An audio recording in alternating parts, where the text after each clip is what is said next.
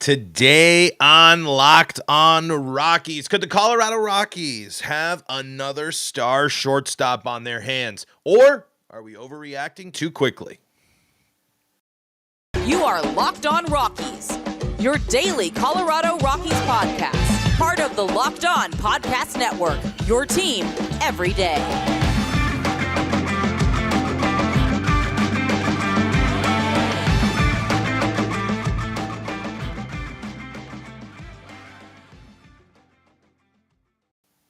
Rock on Rockies fans, welcome into the Locked On Rockies podcast for today, the third day of May in the year 2023. I am your host of the Locked On Rockies podcast, Paul Holden, bringing you your daily Colorado Rockies talk right here on the Locked On Podcast Network, where you can find your team every day. If your team is the Colorado Rockies, you are in the right spot. You have found where you belong. That's what we do around here, is talk about Colorado Rockies baseball each and every day here on the Locked On Podcast Network. Be part of the show. Be part of the live chat. Have your questions answered live. Fire off your Rockies hot takes by subscribing to the Locked On Rockies YouTube channel and be part of the show. Helps us grow, helps us, and a whole lot more. We got a live chat already popping off. Linda Clark's here, Soy Boy's here, Lux Ace is here, Joel DeGrace is here. All sorts of great folks here hanging out and talking Rockies baseball. So let's dive into the fun. But before we do that, I am your host of the Locked On Rockies podcast, Paul Holden, bringing you your daily Colorado Rockies talk. Been following this team my entire life and bringing you your Rockies podcast on the Locked On Podcast Network for 3 seasons now. Today on the pod, we're talking Ezekiel Tovar, reasons to be encouraged and things to like, because while we don't want to overreact, there are things to love about Ezekiel Tovar, and there has been progress made by Ezekiel Tovar. 2 things that you can look at are very encouraging, especially for someone that's as highly regarded and has the capabilities and the belief of the organization, the capabilities that the organization believes in, and just overall faith and confidence from the organization in him. We're also going to talk a little bit about Ryan Feltner, who, again, it's not blowing you away, but Ryan Feltner has been performing well and not doing, and again, it's not knock your socks off pitching, but for the situation the Rockies are facing right now, especially when it comes to this, it's exactly the type of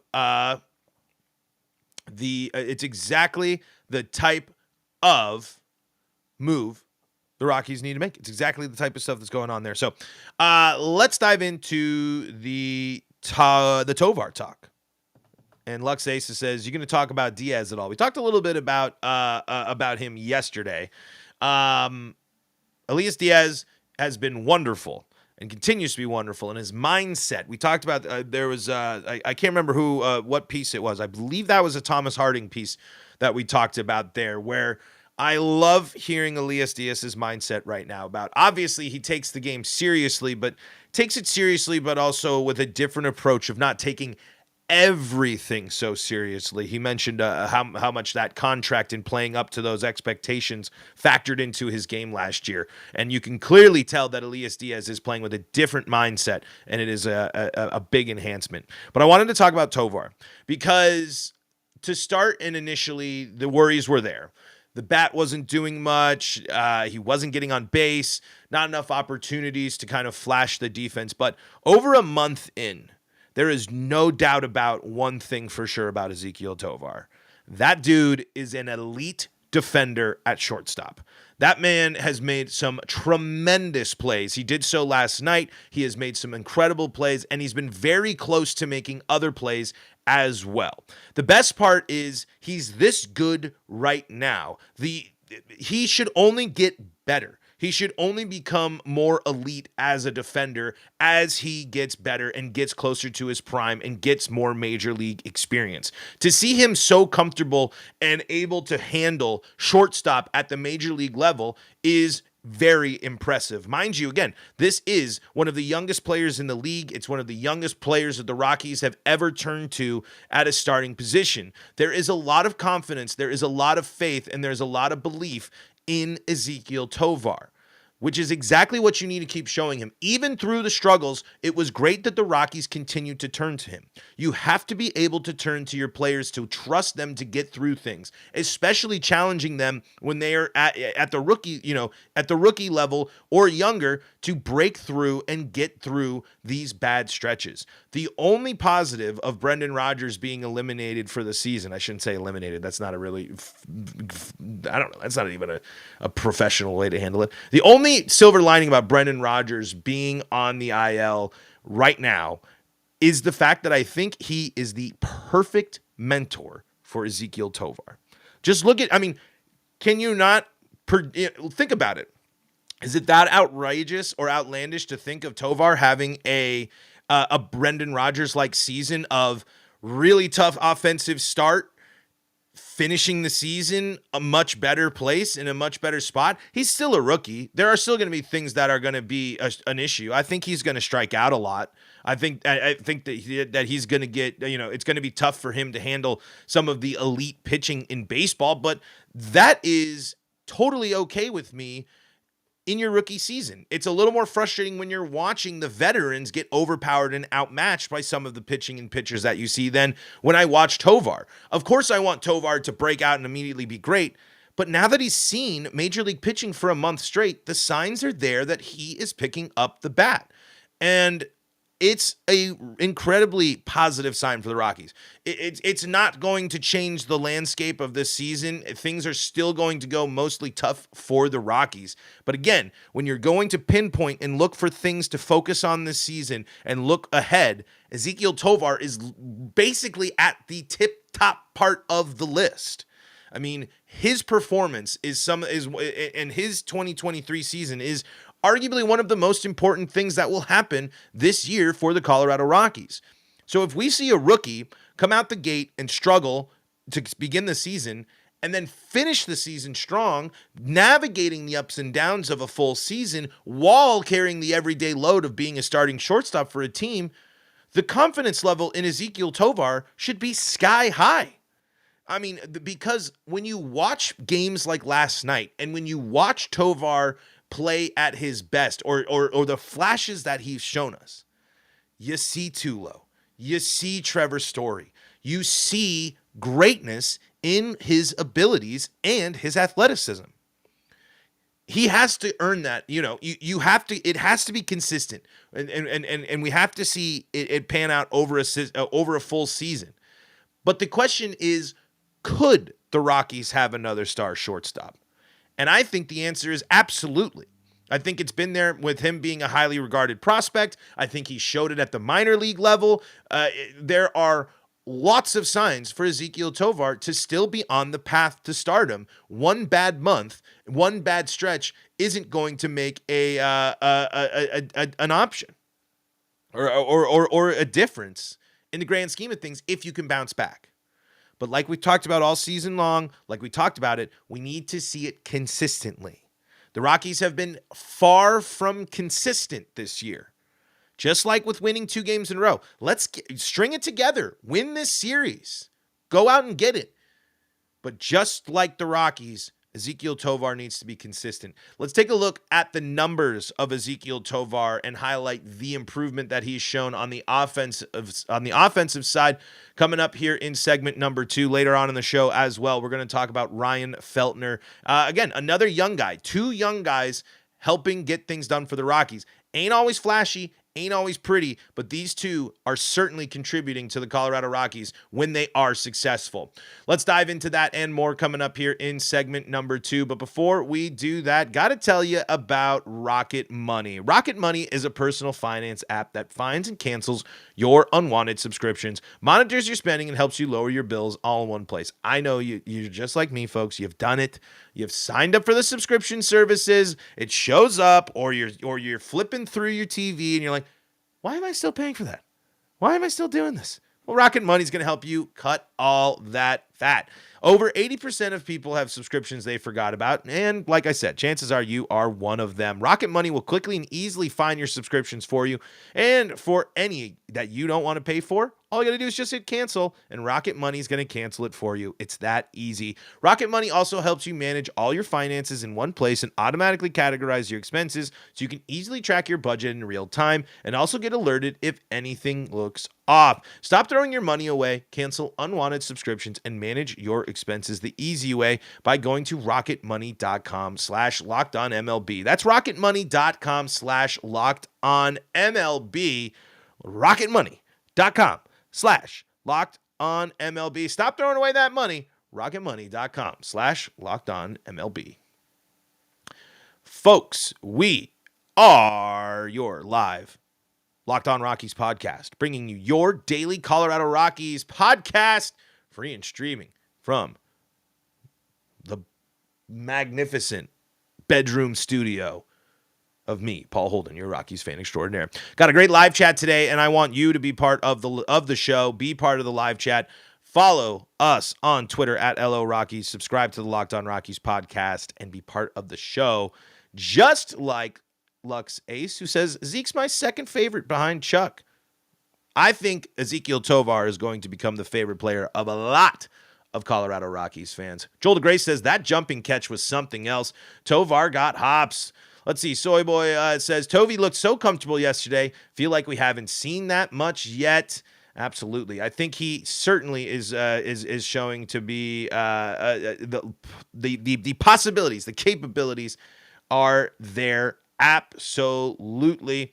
Let's see. Joel DeGray says MLB trade rumors mention we might be looking at Julio Teheran. I'll have to look into that. I haven't seen that. I'm certainly. I would not be surprised if the Rockies are trying to make some moves, honestly, to address the holes that have been left by a devastating season of injuries so far.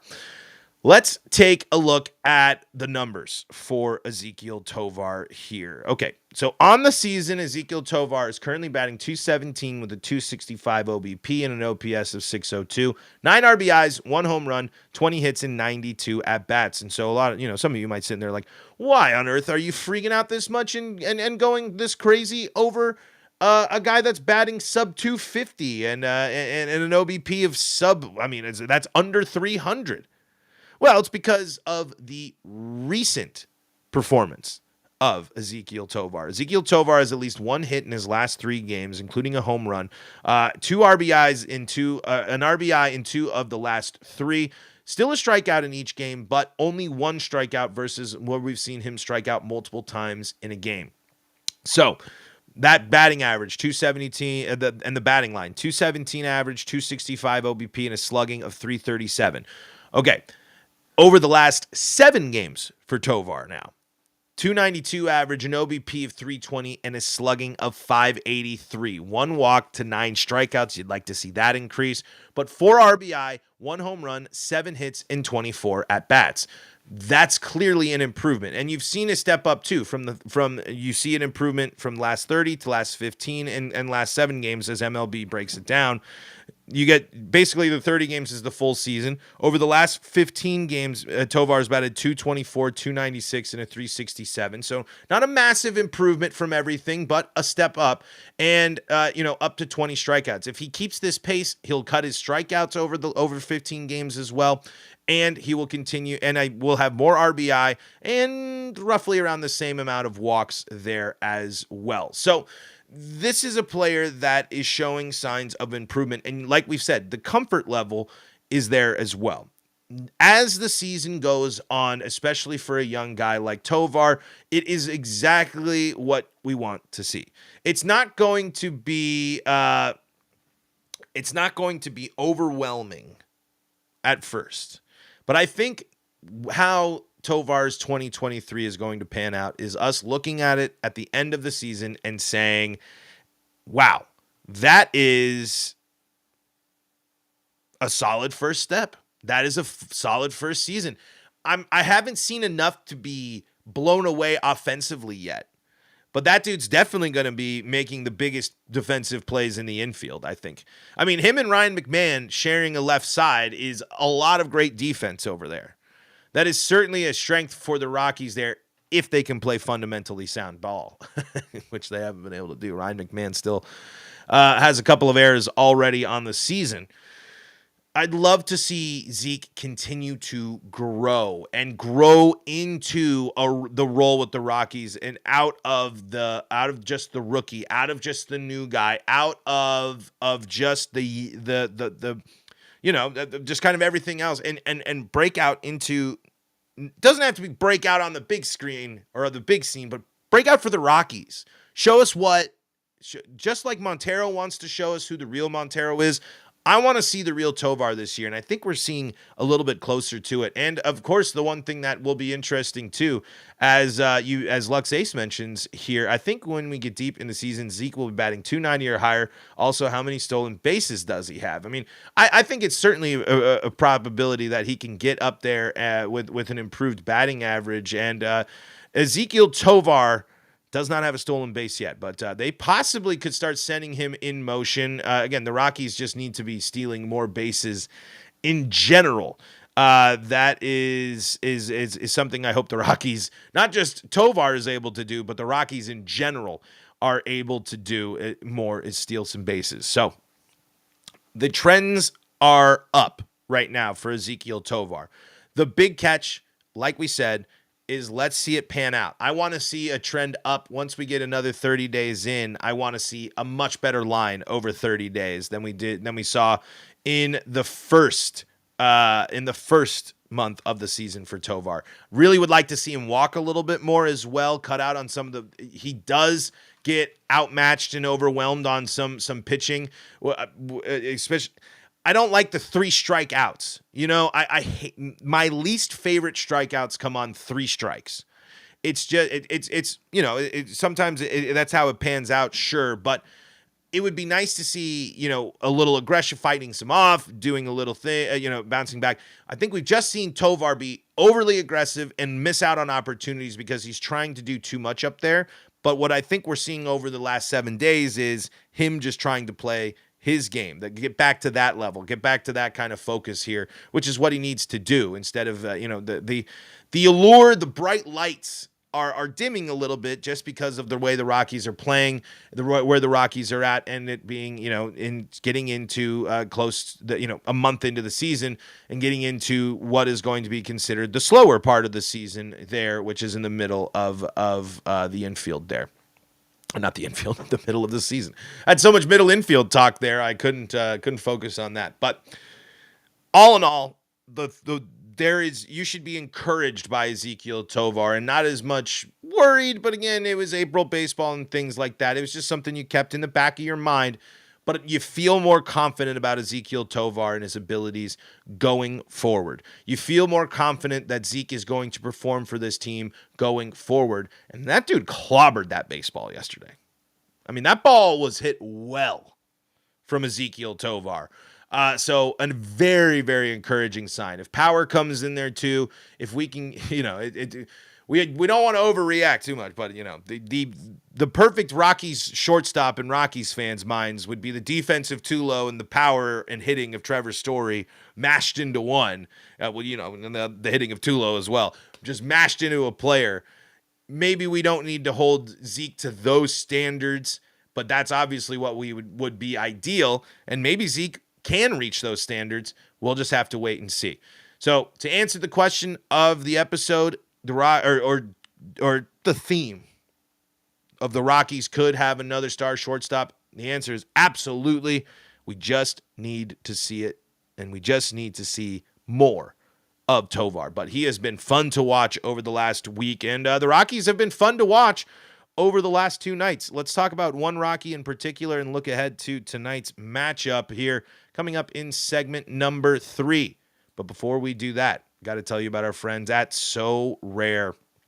So Rare is a revolutionary fantasy baseball game and marketplace, transforming fans into owners with officially licensed digital cards featuring players from across all 30 MLB teams. Unlike other fantasy baseball platforms, So Rare managers truly own their fantasy experience, collecting, buying, selling, and competing with player cards against global opponents to win epic rewards. What are those epic rewards? Well, they can be scarcity cards, game tickets, merchandise, signed jerseys, and VIP experiences like meeting MLB stars. Head to SoRare.com/lockedon. That's spelled SORARE.com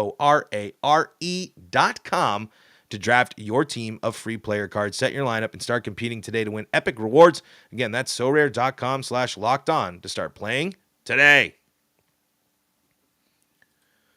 This is the Locked On Rockies podcast. We're free and streaming on your favorite streaming service. We thank you for making us your first listen of the day. For your second listen of the day, go check out Dinger City, premier Mario baseball content, who is here chilling out saying Tovar and Bryant 2-3 would be a fun watch for years to come. Absolutely. I mean that's the thing, as we have to realize with Chris Bryant and stuff. Is it gonna, can we sit there and focus too much on the contract and all of that stuff? Absolutely. But if Chris Bryant plays great baseball throughout his contract and helps out these young guys and collects his paycheck and contributes to the Rockies and we get to see some cool 2-3 punches like Tovar and Bryant, it's going to be all right. I mean, there will always be takes. There will always be criticism about it. There will always be things to think about there. But Chris Bryant hasn't been a detraction to the Rockies this season. Let's see him play for a full year here. Luxay says Zeke reminds me of Rockies legend Ryan Tapia when it comes to home runs. Zeke took Kershaw and Freddie deep, and Tapia took DeGrom, Mad Max, and more good pitchers deep.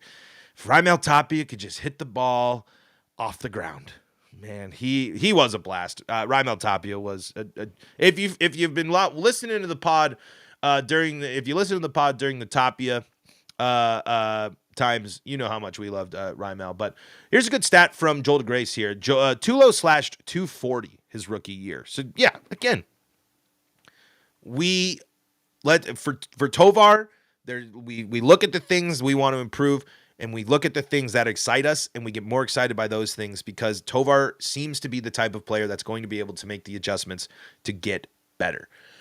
Okay, Ryan Feltner, another Rocky that has been pretty darn good of late. He, nothing flashy, and unfortunately giving up his first runs in 3 starts last night to Milwaukee, but wasn't too bad. I mean, his dominant start there in Cleveland, but still gets the Rockies 5 innings, 6 hits, 2 earned, a walk, and 3 strikeouts. This is good to see from Ryan Feltner because, again, this wasn't a great start. It wasn't a flashy start, but there is still signs to look of that's improved. His walks are down. He's only has 1 walk over his last 2 starts. He had, compared to his start in Philly where he had 3, and he's had 15 walks on the season. That means, the walks are definitely down. He's still getting, I'd still like to see more strikeouts. Didn't get as many strikeouts as we saw yesterday with only the 3 and the 2 earned runs. But the Brewers are a good team. Brewers, to go out and hold a good team to only 2 runs over 5 innings is great. And especially when the Rockies actually do have some pieces to come out of the bullpen, then it works. I mean, because one thing we also saw last night is the Rockies certainly are not only having Bard might not be the closer anymore. I think Bard might be transitioning. He certainly will close games, but last night's a situation. I can't remember if Bard pitched, but now it's an off day, so it shouldn't. Bard should have been good to. Bard was good to go. Maybe it was the arm matchups and X, Y, and Z. Sure, but Pierce Johnson gets the close, gets the save. An interesting wrinkle there.